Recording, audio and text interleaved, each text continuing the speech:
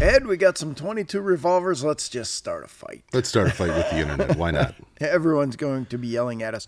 I see before us 2 Charter Arms 22 caliber revolvers, 22 long rifle caliber revolvers. These are both 22 LR. I know that this, the black one here, this one, the 22 caliber Walker, is new to the Charter line and brand new, as a matter of fact. I know this because you and I developed it. We did. We were sitting around thinking, what would be cool in a 22 caliber revolver?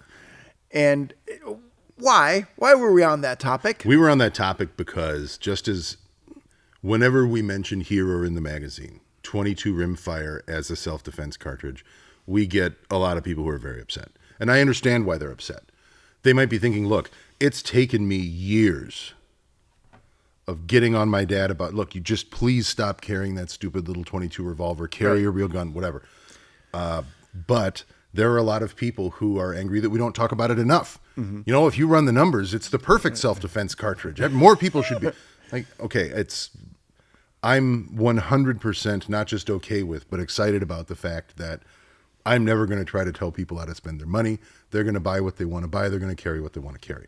So I was doing a project on 22 snub-nose revolvers, and I was at the Charter website and deciding which one from them I wanted to include. And I saw that they had a Pathfinder snub, that guy, little silver guy there in front of you. And I thought, a snub, which is pretty much exclusively for concealed carry. I didn't notice one with a concealed hammer. So I yelled over the wall at you, hey, Kevin, do you still have contact info for the people in charge of Charter? And you did. And we shot him that proposition of a shrouded hammer 22 long rifle snub nose. And would they be interested in maybe putting one of those together?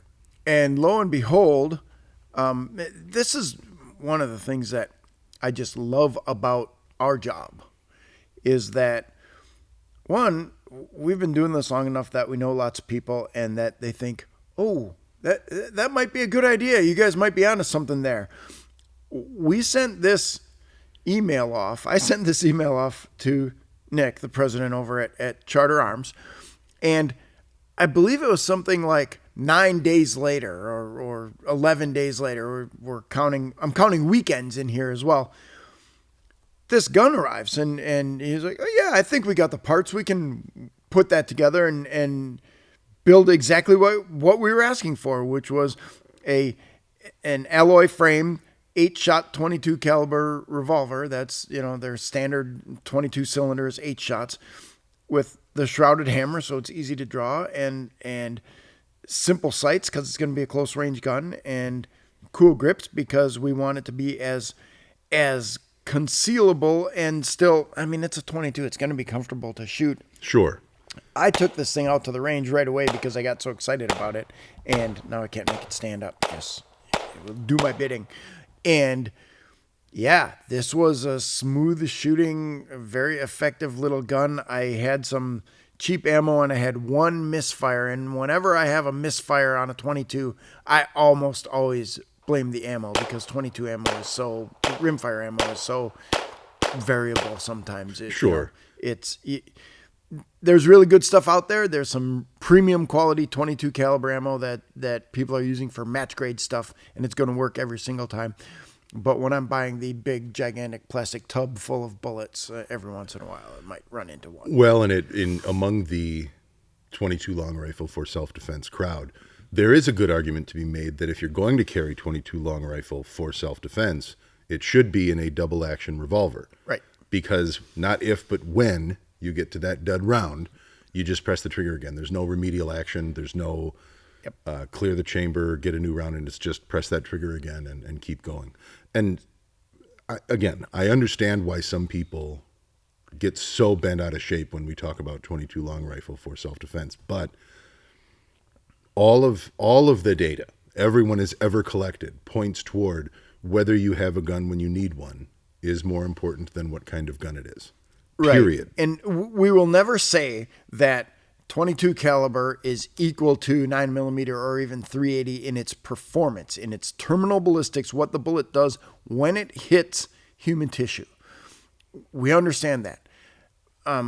we were talking just the other day about Greg Ellifritz and his in-depth review of shootings and the fact that, there's not a whole lot of difference between 380, 9mm, 40, and 45 in what happens when someone gets hit with a bullet. The number of one-shot stops is very low for all of those calibers.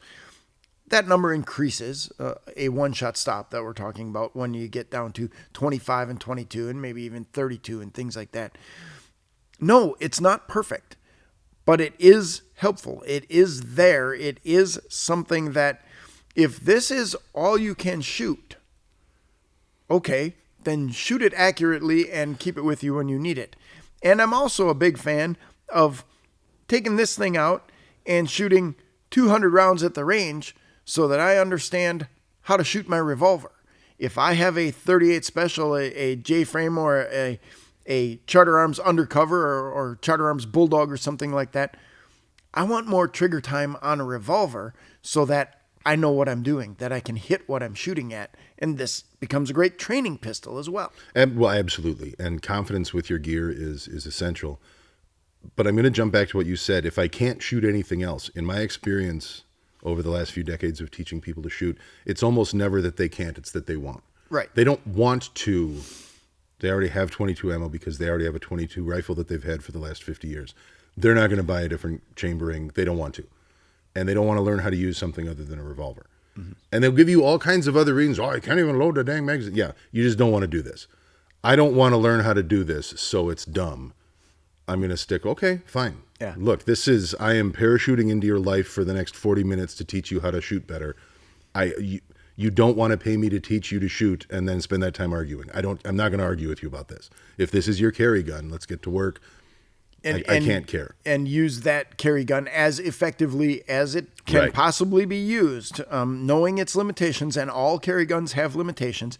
And you're right, it is a person's choice to not like the recoil or not like the report or whatever. One thing is clear, is that anyone can learn to shoot basically any gun. There are some that are more punishing than others. I'm not going to hand a 460 line ball or something like that to a first-time shooter and expect them to enjoy it. But self-defense calibers, we can teach anybody to accurately shoot a 9mm pistol and learn how to run it and work the slide in the magazine and everything like that in the course of, one day of training, and you understand how this works, and then a lifetime of pursuing it to make sure that you're doing it to the best of your ability. But I'm excited about, the 22 caliber project that's going to show up in Concealed Carry Magazine sometime in the future. Indeed. Do we have a date for that yet? November, December, maybe? Yeah. In an upcoming edition. In an upcoming issue. We will be talking about the 22 caliber revolver. And I was so excited about how quickly we could have a little bit of influence and get a company to create a product, drop it in their catalog, move it out to market. And then when we got the revolver, I was like, well, Nick, do you want us to tell anybody about this? He's like, yeah, tell everybody. It's, we're ready to go with it right now. So there it is, the Charter Arms Walker. It is a 8-shot, 22 caliber double action shrouded hammer revolver, dreamed up by Ed Combs, and we followed through and got us kind of a cool little gun that we're gonna drop in the magazine. We've got some videos of it out there. I don't know if the videos are distributed yet or not, but we've fired it, and it does what it's supposed to do, and I'm really happy with it. Honestly, the hardest part was naming it. Yeah. The naming convention of this current iteration of Charter Arms is all the new revolvers have to be named after dogs. Right. And so I was like, man, I don't know what kind of dog. Like, you don't want to go like Shih Tzu or Teacup or whatever. Yeah. So my first thought was like, well, my friends and I in our teens, when we were shooting, we always referred to any 22 long rifle, anything, as a granny gun. Yeah. So my first thought was Granny Combs. It's like, well, that's not going to work because she wasn't a dog. And then I realized, okay, this is going to be a good walking around gun. right? Because a lot of people use the term walking around gun. Yeah. Like I'm not a gunfighter. I don't Yeah. go into a saloon and call out, Black Bart or whatever. It's a walking around gun. So we went with the Walker because it is the official dog of the Commonwealth of Kentucky, where Granny Combs was from. So There you that's have how it. we wound up with the Walker. The treeing Walker Coonhound, I believe Correct. that's it. That's the long version of that. No matter how it happened, I think it's pretty cool, and I think it's a pretty cool little gun, and it is a great opportunity for, if that's what someone thinks they need and want, that's what someone thinks they need and want, and we'll help them to shoot this the best way possible. Absolutely. Every state has different gun laws, which can be confusing and a nightmare if you're traveling. And the consequences could be jail time. Some states have constitutional carry. Some have permitless carry. What's the difference? The USCCA has a free resource that is your one-stop shop if you need to know the gun laws in your state or the states you're going to be traveling to. This will keep you out of jail. Click the link in the description or in our bio to get instant access to your gun law map.